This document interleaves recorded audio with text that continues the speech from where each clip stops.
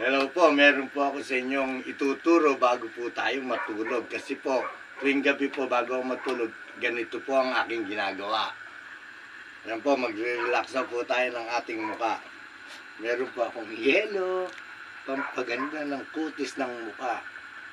Yan, simpleng-simple lang. Hindi katulad ng mga akala ng mga kababaihan, sila lang ang magpapabongga. Siyempre, tayo rin mga kalalakihan. Kailangan natin magpabongga. Ayan po, nayeloan ko na po ang aking mukha. Ayan. Ngayon po, isusunod ko, eto na po. So, tapos na po tayong magyelo ha. Ngayon naman po, ang gagamitin ko sa aking mukha ay aloe vera. Pampalambot ng mukha, pamparelax. Ayan po.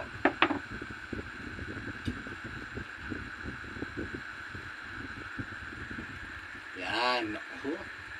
Pag nakita ko ng mama Gina ko nito, talagang magug. Ayan po.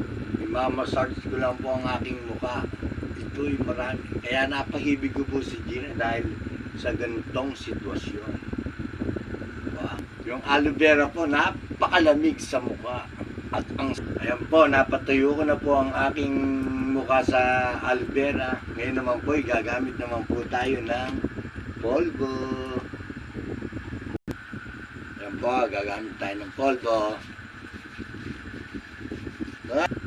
Ayan po, nagamit ko na po yung polvo sa aking mukha. Kaya naman po tayo ngayon ay laging baby face. Love it.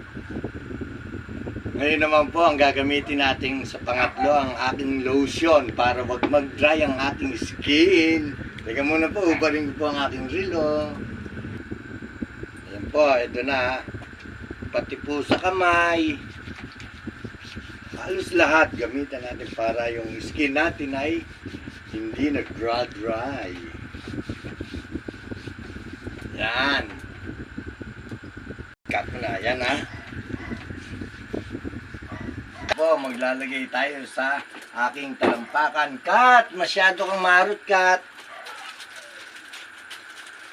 Nalagay ko sa aking talampakan. Ayan po. Ayan po ha. Ilalagay ko na sa aking talampakan. Yan, para naman ang ating pay ma-relax. Yan po.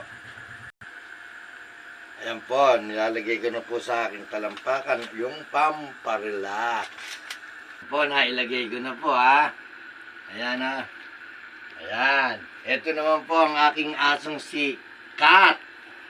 Saka si Bianca. Hello po. Ako po si Kuya Jay! Love you po. Bye-bye!